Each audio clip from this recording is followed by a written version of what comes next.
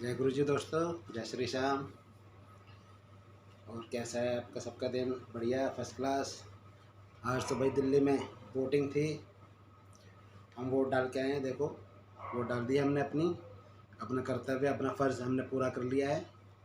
अब जीत हार, कौन जीतेगा कौन हारेगा भैया, तो उनकी अपनी अपनी किस्मत पे निर्भर करता है। हमने अपना काम कर दिया है, और किसको डाला है किसको नहीं डाला ये तो बाद की बातें होती हैं। ये तो सबके अपनी अपने मन की बात होती है, कौन किसको डालता है। और ये वोट सबको डालना भी चाहिए, सबको करना भी चाहिए, सबको वोट करना चाहिए, क्योंकि हमारे देश का ये पर्व होता है। तो आज जब हम मार्केट में गए थे, तो हमने पब्लिक का व्यूज़ भी देखा, उनके रिव्यूज़ भी जानने की कोशिश करी कि भाई क्या पब्लिक चाह रही है, क्या देखना चाह रही है आने वाले समय में। तो हमारे को ये समझ में आता है कि भाई पब्लिक का जो अभी अंदाज़ा है ना, पब्लिक अभी भी खुद क्लियर नहीं है, क्योंकि वो भी अभी असमंजस की स्थिति में है। कुछ कह रहे हैं कि भाई एनडीए जीत जाएगा, कुछ कह रहे हैं कि इंडिया जीत जाएगा। मतलब दोनों ही पक्ष अपनी अपनी फाइट कर रहे हैं। लेकिन अगर हम न्यूज़ चैनल को देखते हैं, या कुछ कुछ सोशल मीडिया के चैनल भी बने हुए हैं उनको भी देखते हैं, तो वो तो अधिकतर अधिकतर जो है वो इंडिया की जीत दिखा रहे हैं। ठीक है। और हम जो काम करते हैं वो शेयर बाज़ार का काम करते हैं। तो हमारा शेयर बाज़ार, हमारा जो शेयर मार्केट है, वो क्या रूप दिखाएगा, मेन मोटिव तो ये है कि जो जनरल इलेक्शन होता है इसका बहुत ज़्यादा असर पड़ता है हमारे चुनावों, ये जो मार्केट पर, इन चुनावों का बहुत ज़्यादा असर पड़ता है। तो ये क्या रूप दिखाएगा, ये ऊँट किस करवट बैठेगा, ये हमें पता लगाना है। दोस्तों, मैंने अपने वीडियो में आपको बताया था कि ये 23,000 आ जाएगा, बहुत अच्छी तरह बताया था। 300 पॉइंट करके बताए थे कि मिलेंगे, 23,000 छू जाएगा। और जब जब गिरावट बताई थी तब तब गिरावट भी आई। बैंक निफ्टी और निफ्टी दोनों की चाल मैंने अलग अलग भी बताई, और उन्होंने सेम वैसा काम करा भी। अब आ जाता है पहला पड़ाव, कौन सा? 23,000, निफ्टी का 23,000 का, और बैंक निफ्टी अपना 49,000 पर है। ठीक है, दोनों ने अपना पहला पड़ाव छू लिया है। और टेक्निकली और लॉजिकली दोनों ही जो दूसरा पड़ाव आता है वो सीधा निफ्टी का 24,000 का आता है, और बैंक निफ्टी का मतलब 50,000 का है। लेकिन अगर निफ्टी 24,000 आएगा तो वो तो भाई 52-53,000 पहुँच जाएगा, लेकिन उसका 50,000 का है। वो 50,000 की रेंज में आएगा बैंक निफ्टी। और कल आए, परसों आए, 2 दिन में आए, 4 दिन में आए, उसको लगता है कि वो 50,000 के रेंज में आएगा, और जो उसकी चाल दिख रही है। और निफ्टी भी जो चाल दिख रही है वो भी, क्योंकि इन दोनों ने अपना पहला पड़ाव पार कर लिया है।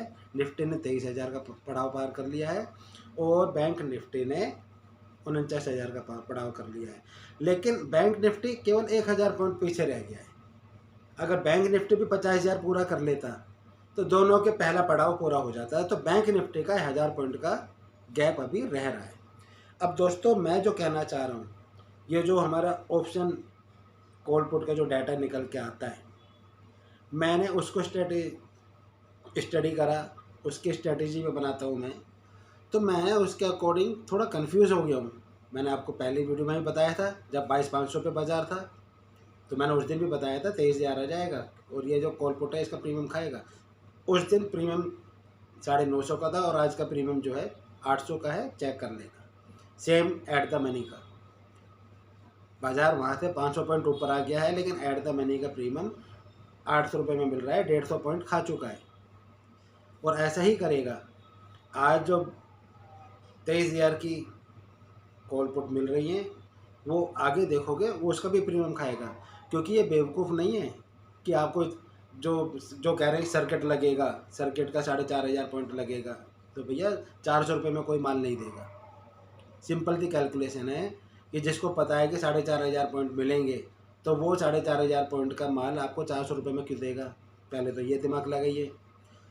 तो हमारा जो कैलकुलेशन निकल के आती है, हमारी कैलकुलेशन ये निकल के आती है दोस्तों कि इसने पहला पड़ाव तो पार करा, निफ्टी ने 23,000 का जो पहला पड़ाव है वो पार करा है और वहाँ पे अभी रुका है, मतलब 23,000 ही समझिए, वहाँ पे अभी रुका है 23,000 छू के, थोड़ा नीचे है अभी। ठीक है, मंडे को क्या ओपनिंग करता है, मंडे को भी इसकी कोई बड़ी ओपनिंग या बड़ी गिरावट नहीं होगी, ये मैं अभी आपको बता देता हूँ, क्योंकि अब ये इलेक्शन का रिजल्ट ही वेट करेगा। एक हफ्ता रह गया है इलेक्शन का, तो उसका रिजल्ट का ही वेट करेगा। तो थोड़ा बहुत चल सकता है, थोड़ा बहुत गिर भी सकता है, उसी के अकॉर्डिंग काम करेगा। अब अगर ये 23,000 से ऊपर ट्रेड करना जारी रखता है, ऊपर आ जाए तो ही नई चाल बनाएगा, वरना अभी तो यहीं पर है। ठीक है दोस्तों, तो मैं ये कहना चाहता हूँ कि जो आने वाला जो समय है वो समय आपको सतर्कता से अपना काम करना है। जो मेरा अनुमान निकल के आ रहा है, मेरा अनुमान ये निकल के आ रहा है कि ये आने वाले समय में प्लस ही दिखाएगा, दिखाएगा प्लस, गिर के दिखाए या सीधा प्लस दिखाए, पॉजिटिव दिखाए, वो प्लस दिखाएगा। और इलेक्शन के रिजल्ट पर, इलेक्शन के रिजल्ट पर ये ज़्यादा तगड़ा मूव ना करके, जैसे कि आज 23,000 है, कि 24,000 की रेंज में आ जाए इलेक्शन तक या इलेक्शन के रिजल्ट तक। ठीक है, चाहे वो धीरे धीरे जाए या इलेक्शन पर आ जाए, फिर वहाँ से एक गिरावट आए। क्यों? क्योंकि मेरे को लग रहा है कि अगर ये 24,000 ले जाएगा तो इसका प्रीमियम भी तो तोड़ेगा, इसका प्रीमियम भी तो खाएगा, तो वापस लेके आएगा, वापस लेके आएगा दोस्तों। और जहाँ रिजल्ट इसका आया, तो ये जो बढ़ रहा है ना, ये जो बढ़ रहा है, तो इलेक्शन के रिजल्ट के बाद का मैं आपको बताना चाहता हूँ कि वहाँ से जो हम पिछले जनवरी से देख रहे हैं ना, इस जनवरी से कि गिरावट आएगी, गिरावट आएगी, गिरावट आएगी, और अभी तक नहीं आई। तो मेरे को कुछ अनुमान ऐसा हो रहा है कि अब जो है रिजल्ट के बाद अब गिरावट आएगी। रिजल्ट के बाद जो इसने छलांग लगानी है ना, वो लगा लेगा। ठीक है ना, सरकार नहीं बनी, किसी की ढोलमोल सरकार बनी तो बाज़ार गिर जाएगा, एक तरफा गिर जाएगा, वो अभी हो जाएगा। लेकिन सरकार बन जाती है, चाहे किसी की भी बनती हो, चाहे इंडिया की बने, चाहे इंडिया की बने, किसी की भी सरकार बनती है, तो ये बाज़ार जो है एक ऊपर जाएगा, लेकिन सर्किट नहीं लगाएगा, ऊपर जाएगा, पॉजिटिव डायरेक्शन में जाएगा, फिर वहाँ से ये करेक्शन लेगा। ये जो बिना वजह के जो शेयर भागे हैं ना, और कौन कौन सी कंपनियों के शेयर भागे ये आप देख लेना, मैं उनका नाम नहीं लूँगा क्योंकि वो ग्रुप हैं कुछ।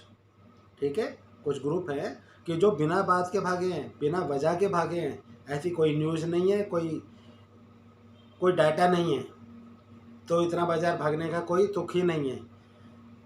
FIIs हमारे पैसा निकाल रहे हैं, हमारा बाज़ार भाग रहा है, तो इसके पीछे कोई ना कोई लॉजिक है। जहाँ रिजल्ट आएगा वहीं से करेक्शन आनी चालू हो जाएगी। अगले 10 दिनों में आप करेक्शन देख लेना, बड़ी करेक्शन। अगर बाज़ार गिर गया पहले ही तो बात अलग है, वरना अगले 10 दिनों में रिजल्ट पे, अगले 10 दिनों में आपको करेक्शन दिख जाएगी और एक अच्छी करेक्शन दिखेगी। तो इसलिए अब जो काम होगा कि अब जो गिरावट आएगी, उस गिरावट वो कहाँ तक लेके जाएगा, कितनी बड़ी गिरावट आएगी, मेन खरीदारी वहीं पर बनेगी। चाहे वो सर्किट की खरीदारी हो, सर्किट समझ लो ना, 20% वाला जो होता है, ठीक है, चाहे वो उसकी गिरावट हो, चाहे वो 1000 पॉइंट की गिरावट हो, खरीदारी गिरने के बाद ही आएगी असली खरीदारी। तो क्योंकि जो रिटेल निवेशक होता है वो जब एंट्री करेगा, जब फॉरेन इन्वेस्टर होते हैं जब वो एंट्री करेगा, तो असली एंट्री तो तभी बाज़ार में आती है कि तभी वो बाज़ार बढ़ता है। ये डोमेस्टिक इन्वेस्टर जो है किस वजह से इसको बढ़ा रहे हैं, इसको मैं नहीं समझ सकता।